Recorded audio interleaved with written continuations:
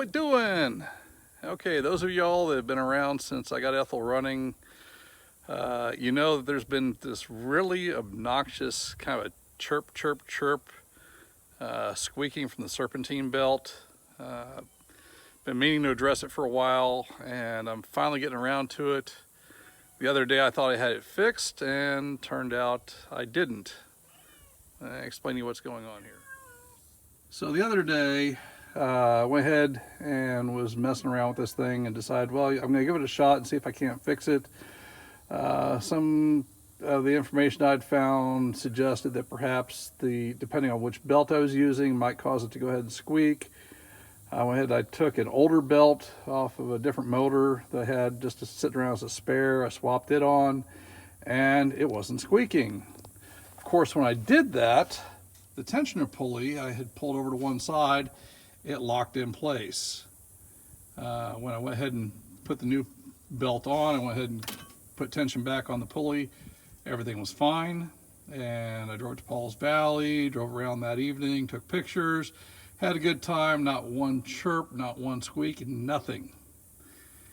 And then yesterday I went to make a little errand run, and it didn't really chirp so much when it was idling, but driving down the road, it was just a constant squeak. And not really a full-on squeal, not like one of those air conditioning compressors that's locking up, making noise, but it sucked. It was obnoxious, and I'm done with it. Alrighty, so this tensioner right here came from the donor motor, and now here it is again. It's locked over to one side. It should not do that. I should have to have a 15mm wrench on here, and another wrench doubled up and be pulling against that spring, and it's not. And I'm sure that's what my problem is. It just doesn't have adequate spring pressure against it to go ahead and keep the belt properly tensioned to keep it from squeaking. So I'm going to get that done, and then I think I'm going to duck over to Ada tonight. Ada, Oklahoma is hosting a cruise night on Main Street. I'm not going to hang out the whole time, but I think I'll go check it out at least to see what there is to see, if nothing else. I'm not into the whole big crowd thing and whatnot, and I don't have the headlights on Ethyl adjusted enough to go ahead and use them at night, at least not reliably. I haven't got around to that point, but what the heck, I'll go check it out. It should be fun. Maybe take some video over there. Alrighty, out with the old, in with the new. Like I said, this one here, it sticks in one position. It was bound up when I got it with the donor motor, and I went ahead and I put transmission oil, a bunch of other stuff in there, trying to go ahead and loosen it up, keep it from binding.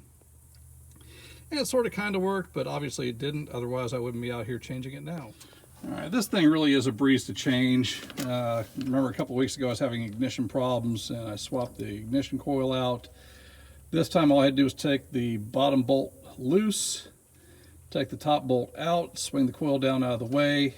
It gives me access to the nut that's on the back that locates the tensioner into the bracket, and from there it's on.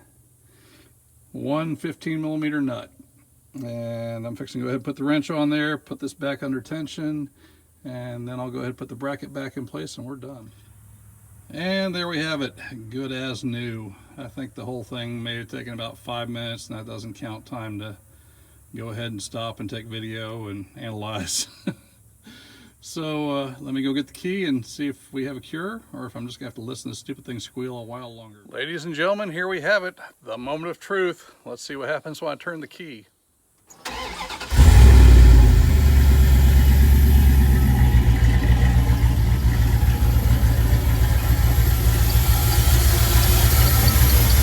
Oh, for the love of crap, really? You're still going to squeak on me? Why are you chirping? You should not be chirping. Oh, you're so freaking annoying. Alright, I will say it's not as bad as it was. It's still annoying.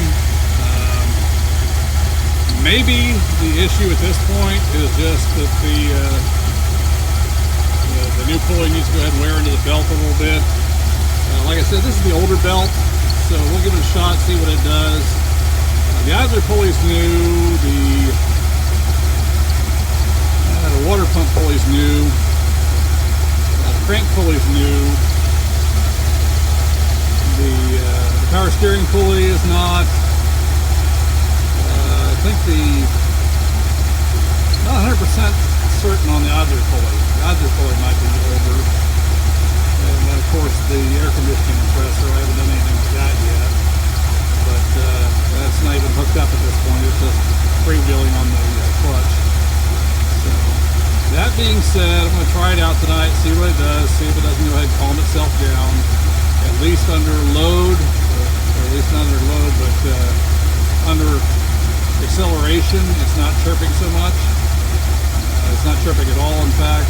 So we'll see what happens. All right, so here I am. Live, well, not live anymore. Well, I guess technically it's live now, but it'll be a recording for later. Taking Ethyl, the shameless hussy, over to Ada, Oklahoma for their Main Street cruise night. So we're going to try this out and see how this looks.